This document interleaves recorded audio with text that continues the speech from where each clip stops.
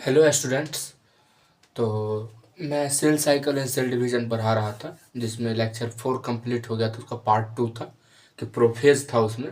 कि पहले में लेक्चर 4 का पार्ट 1 जो होगा वो होगा प्रोफेज में, और उसका जो होगा दूसरा पार्ट जो आया था वो चेंज इन प्रोफेज में था, जो क्रोमेटिन और स्पिंडल फाइबर का पार्ट हम बताए थे। छोटा छोटा वीडियो है, अगर आप लोग नहीं देखें तो वो देख लीजिएगा जाके। तो उस प्रोफेज मैंने कंप्लीट कर दिया था, मतलब पिछले लेक्चर में। उसके बाद हमको पढ़ाना था मेटाफेज, एनाफेज, टीलोफेज। मतलब ये चार होता है मियोसिस में, साइटोकाइनेसिस में। प्रोफेज, मेटाफेज, एनाफेज, टीलोफेज, ये सब अगर नहीं देखें तो पहले वीडियो बना हुआ है प्ले लिस्ट पर, आप लोग देख सकते हैं जाके। तो वहाँ से हम वो सब चीज़ पढ़ा दिए थे। उसके बाद हमको पढ़ाना था, जैसे बोला था पिछले वीडियो में, कि अगले लेक्चर जो आएगा वो मेटाफेज का आएगा। तो हम सोच रहे हैं अभी कि मेटाफेज और एनाफेज को साथ में ही ले लें, और टेलोफेज को हम ले लेंगे अगले मतलब एक लेक्चर में, क्योंकि हमको लग रहा है मेटाफेज और एनाफेज छोटा छोटा टॉपिक है। उसे हम देखते हैं कितना देर में पढ़ा पाते हैं, बता पाते हैं। अगर ज़्यादा समय लगेगा तो मेटाफेज ही पढ़ा के छोड़ देंगे, नहीं अगर समय बचेगा देखेंगे हाँ बताने लायक, तब फिर इसमें एनाफेज भी ले लेंगे। तो और वीडियो बहुत दिन बाद आ रही है, तो उसमें क्या ही बोले कि मेरा भी टेस्ट था तो हमको भी पढ़ना पड़ रहा था, क्योंकि लगातार टेस्ट आ जाता है ना एक दो, तो उसमें हमको फिर सिलेबस कवर करना था, रिवीजन करना था, सारा चीज़ क्वेश्चन प्रैक्टिस करना था। तो उसमें हमको खुद समय नहीं मिल रहा था, और हम कुछ क्लास भी रहता है और सेल्फ स्टडी भी ज़रूरी था। तो उसमें हम समय नहीं निकाल पा रहे थे कि हाँ अपना रिवीजन, क्योंकि हम पर जब पढ़ाने आते हैं तो हम रिवीजन करके पढ़ाने आते हैं। तो फिर ये जो हम पढ़ा रहे हैं तो उसमें भी हमको पढ़ने के लिए समय चाहिए, और जो हमको टेस्ट था उसको भी पढ़ने के लिए समय चाहिए। तो दोनों में समय नहीं मिल पा रहा था, इसलिए वीडियो मतलब बहुत देरी हो गई, बहुत दिन हो गए। तो अभी मेरे पास टेस्ट उस ख़त्म हो गया, मेरे पास समय है। तो अब जो उधर उतना दिन से वीडियो नहीं आ रही है ना, तो अब हम रेगुलर कर देंगे। जैसे कल मेरा क्लास बंद है और कल 26 जनवरी भी है, तो सोच रहे हैं कि हम कल ही एक वीडियो अभी तो एक दे देंगे 8 बजे रात में, जो जब भी अपलोड अभी बना के जस्ट अपलोड कर देंगे। और कल भी एक सोच रहे हैं वीडियो दे दें, कि कल मेरे पास समय है ही, तो कल कोशिश रहेगा कि हाँ एक वीडियो अपलोड कर दें, क्योंकि डिमोटिवेट हो जाते हैं। जैसे आज अपलोड करते हैं ना, तो सोचते हैं कल तो अपलोड किए ही, हम एक दो दिन रुक जाते हैं। तो ऐसा में अगर होगा तो हम कल वीडियो बना भी लेंगे, अगर अपलोड नहीं करेंगे तो कल वीडियो बना लेंगे, उसके बाद हम अपलोड कर देंगे। तो सोच रहे हैं कि ये वीक में हम मेरे पास समय है, तो हम देख रहे हैं 2-3 वीडियो दे देंगे। कोशिश करेंगे, कोशिश ही करेंगे, कि मेरे पास भी काम आ जाता है, पढ़ना होता है, क्लास होता है, तो समय नहीं मिल पाता है। तो चलिए ज़्यादा बात नहीं करते हैं और मेटाफेज स्टार्ट करते हैं, और उसमें हम समझाते हैं क्या है मेटाफेज में। क्योंकि इन प्रोफेज आप लोग समझ गए होंगे, पढ़ लिए होंगे, क्वेश्चन उसका बना लिए होंगे, प्रोफेज से क्या क्वेश्चन आया है नहीं आया। तो नहीं बनाया है तो बना भी लीजिएगा, और उसके बाद हम अभी पहले प्रोफेज मेटाफेज में चलते हैं, उसके बाद देखते हैं क्या है आगे। तो चलिए ज़्यादा नहीं समय बर्बाद करते हैं और बात नहीं करते हैं, और लिखते हैं, समझते हैं क्या है उसमें नहीं है। तो चलिए।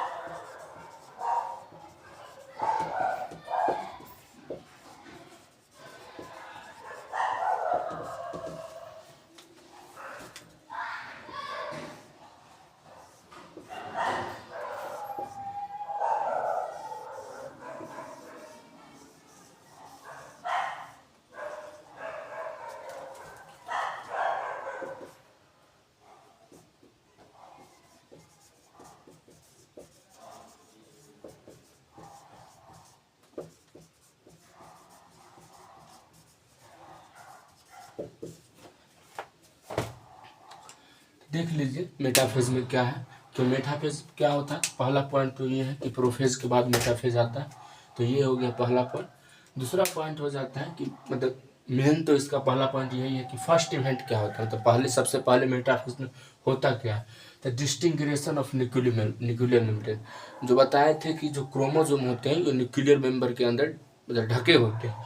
तब जब मेटाफेज में जब सेल साइकिल मतलब सेल जब जाता है तो उसमें सबसे पहला होता है कि न्यूक्लियर मेम्ब्रेन जो होते हैं वो टूट जाते हैं। और अब ऑब्वियस सी बात है, जब न्यूक्लियर मेम्ब्रेन टूटेंगे तो जो उसके अंदर जो क्रोमोसोम है, जो डीएनए है, वो साइटोप्लाज्म में आ जाएगा, सेल के अंदर बाहर निकल जाएगा। क्योंकि न्यूक्लियर मेम्ब्रेन टूट गए तो उसके अंदर फिर कुछ रहा नहीं, तो वो साइटोप्लाज्म में सभी के साथ घुल मिल जाएंगे। तो वही हुआ कि डिस्टिंग्रेशन ऑफ न्यूक्लियर मेम्ब्रेन होगा पहला है। उसके बाद हो जाएगा chromosome is now in cytoplasm, जो वही बताए कि जब वो टूट जाएगा तो वो बाहर हो जाएगा, तो साइटोप्लाज्म हो जाएगा। उसके बाद some condensation also occur in metaphase, तो हल्का हल्का जो कंडेंसेशन होता है ना, वो स्टार्ट हो जाता है प्रोफेज में। उसके बाद हो जाता है फुल्ली कंडेंस्ड इन मेटाफेज, मतलब जब प्रोफेज जब मेटाफेज में आता है तो फुल्ली कंडेंस्ड हो जाते हैं वो डीएनए। और देख रहे हैं इसमें, देखिए ना, इसमें हल्का हल्का आपको पतला पतला दिख रहा है डीएनए, है ना। ये अभी क्रोमेटिन के है, स्पिंडल फाइबर के क्रोमेटिन के ही रूप में है। उसके बाद ये हम मतलब ज़्यादा बना दिए, और इसको देखिए, है ना, इसमें ज़्यादा विजिबल हो जाता है, तो इसलिए लिखा गया है बेस्ट फेज टू सी मॉर्फोलॉजी। मतलब डीएनए का जो मॉर्फोलॉजी होता है ये मेटाफेज में बहुत अच्छे तरीके से हम देख सकते हैं। तो इसको हम आप पतले पतले इसको पतले बनाइएगा, इसको ज़्यादा मोटा नहीं बनाइएगा, और इसको आप अच्छा से मतलब मोटा कर लीजिए, इससे पता चलेगा कि हाँ इस फेज में हम इसको डीएनए का स्ट्रक्चर अच्छा से देख सकते हैं। तो ये था, उसको लिखिए, फिर हम आगे बढ़ते हैं और आगे क्या क्या पॉइंट है उसके बारे में बात करते हैं। तो पहले ये लिख लीजिए, फिर आगे बढ़ते हैं।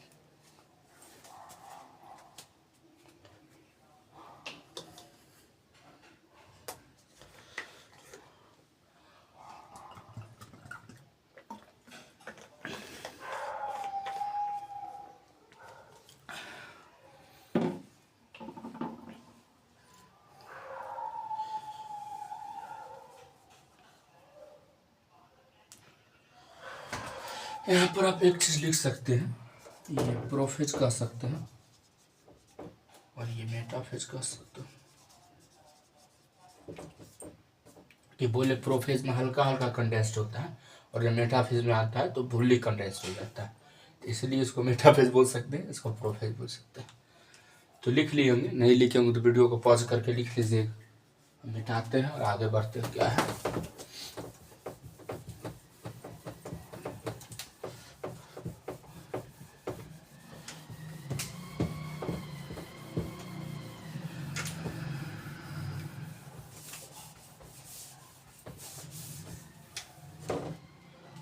देख रहे हैं रात हो रहा है, मतलब 7 साढ़े 7 के करीब बज रहा होगा। अभी शाम में हम बना रहे हैं क्योंकि हम क्लास था, क्लास के बाद हम अपना से थोड़ा पढ़ रहे, तो उसके बाद हम पढ़ क्या रहे थे, थोड़ा काम था, तो हम काम करने मतलब काम था वो कर लिए। उसके बाद हम सोचे कि बहुत दिन वीडियो हो गया नहीं बना है, तो अभी बना देते हैं। देख रहे हैं अभी हम 7 साढ़े 7 बजे बना रहे हैं। आपकी वीडियो कब अपलोड होगा देखते हैं, आज कर देंगे, वो 8 हो 9 हो हम करके सारा चीज़ करेंगे। अभी जस्ट बना के अपलोड ही कर देंगे। तो अभी हम रात में बना रहे हैं, अब देखिए। नहीं तो हम सोच रहे कल ही बना, कल तो वही बोल दिए, सोचते हैं कल एक वीडियो बना लेंगे। अगर अपलोड नहीं करेंगे तो वही शुरू में बोले जो हम क्या बोल रहे थे, हाँ, अगर कल बना लेंगे तो 1-2 दिन बाद भी अपलोड कर देंगे। पहले वीडियो बन जाना इंपॉर्टेंट है, अपलोड तो हम कभी भी कर देंगे। तो चलिए देखते हैं और आगे पॉइंट क्या है नहीं है, लिखिएगा।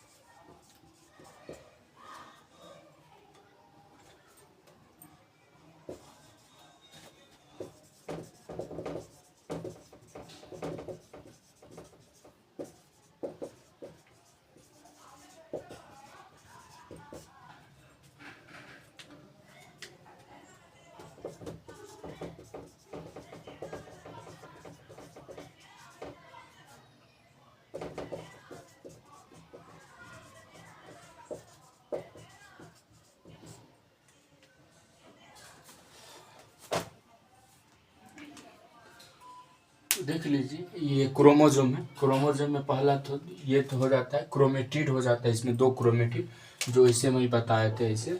तो ये और ये तो ये सब क्रोमेटिड हो जाता है, ये और ये और ये तो क्रोमेटिड हो जाता है।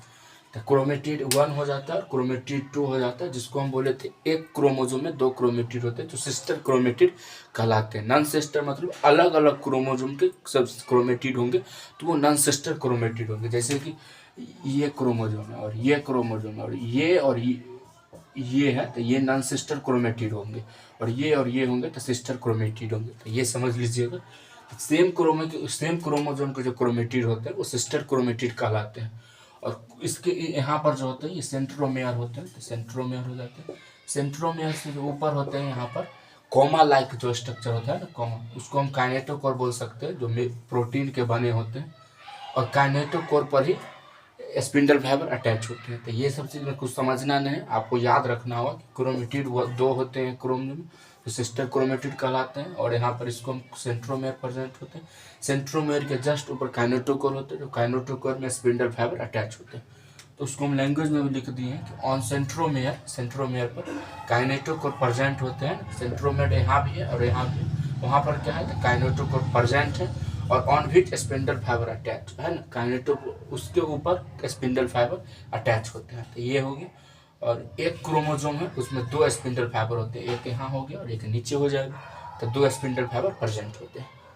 तो ये आप लिख लीजिए, समझ लीजिए, क्योंकि मेन इसमें यही था कि क्रोमेटिड 1 और 2 सिस्टर और नॉन सिस्टर क्या होता है। तो सिस्टर बता दिए कि सेम क्रोमोजोम के जो क्रोमेटिड होंगे तो उसको सिस्टर क्रोमेटिड बोलेंगे, और जब दो क्रोमोजोम के अलग अलग क्रोमेटिड होंगे तो उसको हम नॉन सिस्टर क्रोमेटिड बोलेंगे। तो ये था। और एक क्रोमोजोम में दो स्पिंडल फाइबर अटैच होंगे, तो एक ऊपर होंगे और एक नीचे होंगे। इसमें भी कुछ, तो ये दो पॉइंट समझना था, और तो ये भी सब तो आपको याद रखना होगा कि हाँ काइनेटोकोर पर स्पिंडल फाइबर अटैच होते हैं, काइनेटोकोर कहाँ होते हैं तो सेंट्रोमेयर के जस्ट ऊपर प्रेजेंट होते हैं। तो ये सब चीज़ तो आपको याद रखना होगा, लिख लीजिए। फिर हम आगे बढ़ते हैं और आगे क्या पॉइंट है देखते हैं, लिख बताते हैं।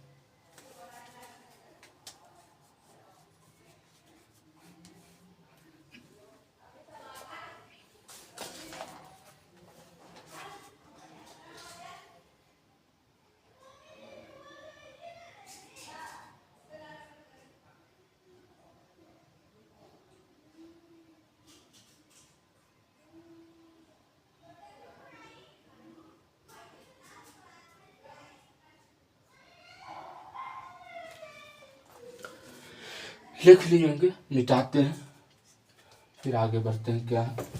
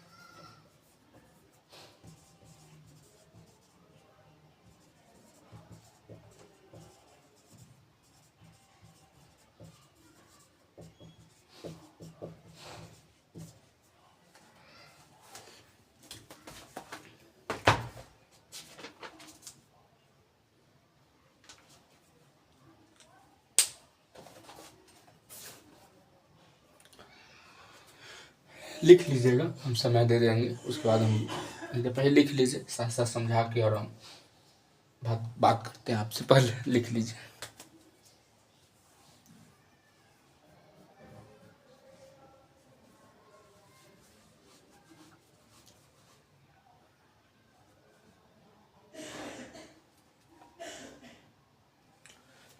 लिख लिए होंगे, नहीं लिखे होंगे तो साथ साथ लिख लीजिएगा और हम समझा देते हैं। इसमें था all chromosome come out at equator. जब मेटाफेज के जब लास्ट में हम पहुंचते हैं, जब एनाफेज की ओर चलने लगते हैं, तो जो क्रोमोजोम हो जाते हैं वो साइटोप्लाज्म में होते हैं, सेल साइकिल, उसको इक्वेटर पर आ जाते हैं, और इक्वेटर और स्पिंडल फाइबर, मतलब स्पिंडल फाइबर अटैच होते हैं ऐसे करके, जैसे है ना यहाँ पर स्पिंडल फाइबर ऐसे ऐसे ऐसे ऐसे ऐसे ऐसे, तो ये सब इक्वेटर है ना, स्पिंडल फाइबर है ना, देख रहे हैं, उसको इक्वेटर पर ले जाएंगे। तो स्पिंडल फाइबर क्रोमोसोम आर्म एराम, इसका है ना, ये आर्म और ये आर्म, ये आर्म ये आर्म, दो दो आर्म है जैसे, है ना, एक आर्मी, तो ये दोनों उसको स्पिंडल फाइबर यहाँ पर अटैच होंगे, और इसको दोनों एलाइन है ना, आर्म एलाइन, तो मेटाफेजिक प्लेट बोल सकते हैं इसको, है ना, यहाँ पर ये जो प्लेट हम बनाए हैं, तो इसको आप मेटाफेजिक प्लेट बोल सकते हैं।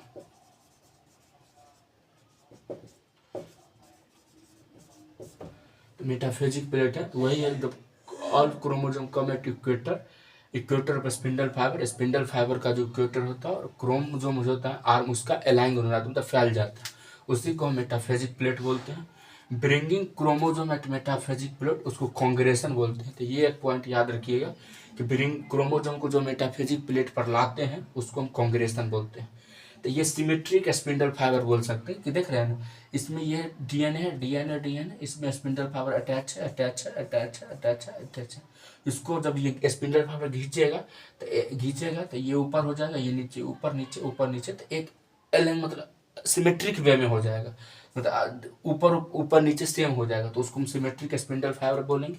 और इसमें देखिए, ये डीएनए है, ये डीएनए, यहाँ पर देखिए स्पिंडल फाइबर यहाँ पर, तो यहाँ पर अगर ये खींच ही नहीं पाएगा तो ये हो गया, एसिमेट्रिक हो गया, कि सिर्फ स्पिंडल फाइबर यहाँ पर अटैच होगा तभी तो खींचेगा ना, यहाँ पर तो है ही नहीं, ये ऊपर नीचे हो गया, तो ये खींच ही नहीं पाएगा, तो उसको हम बोल दिए स्पिंडल फाइबर जो होते हैं असिमेट्रिक हो गए, और अनइक्वल साइज है, देख रहे हैं, छोटा बड़ा हो गया, तो उसको हम अनइक्वल साइज भी बोल दिए।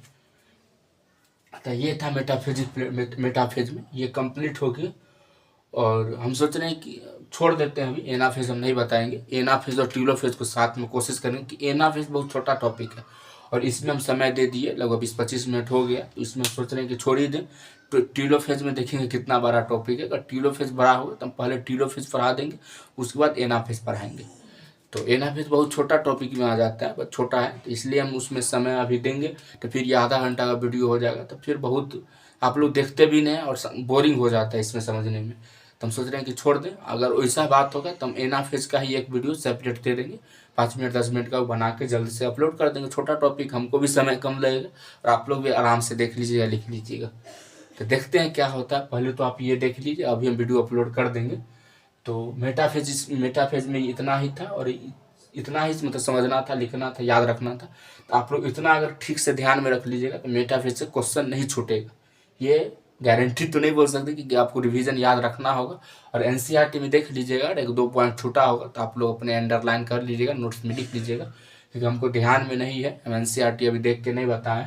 अगर वैसा कुछ छूटा होगा हम पढ़ेंगे तो हम आके अगले वीडियो में वो पॉइंट कवर कर देंगे और फिर आगे बढ़ेंगे। तो आप लोग खुद से भी देख लीजिएगा कि एनसीईआरटी पढ़ना इंपॉर्टेंट है। हमको ध्यान में नहीं कि हम ये चैप्टर बहुत दिन पहले पढ़े थे, अभी जस्ट रिवीजन, मेटाफेज का ही रिवीजन करके हम आए थे। तो हम एनसीईआरटी पढ़े भी नहीं थे, हम अपने नोट से पढ़े हैं, तो नोट से बताएं। तो एनसीईआरटी आप लोग देख लीजिएगा, और छोटा होगा तो आप लोग कवर कर लीजिएगा, 1-2 पॉइंट, ज़्यादा नहीं छोटा होगा, 1-2 पॉइंट मिस वो हो गया होगा तो छूट गया होगा, मिस हो गया होगा। तो मेटाफेज में इतना ही था, और शायद आप लोगों को समझ में आ गया होगा। नहीं समझ में आया होगा तो कमेंट में बताइएगा कि ये पॉइंट नहीं समझे। वैसे बहुत आसान था, आप लोगों को समझ में आ जाना चाहिए। अगर नहीं आया होगा तो हमको कमेंट में बताइएगा, हम अगले वीडियो में वो पॉइंट को कवर करेंगे, समझाएंगे क्या है नहीं है। तो चलिए, हाँ, समझ में आ गया होगा, नहीं समझ तो वीडियो अगर अच्छी लगी होगी, समझ में आया ना, समझ में आया ही होगा, नहीं आया होगा तो कमेंट करके बताइएगा कैसा लगा नहीं लगा। और वीडियो को लाइक कर दीजिएगा, चैनल को सब्सक्राइब कर दीजिएगा, और कमेंट में बताइए कि हाँ समझ में आ रहा है नहीं आ रहा, बार बार वही बोल रहे हैं। तो चलिए मिलते हैं अगले वीडियो में, तो तब तक के लिए bye bye and take care.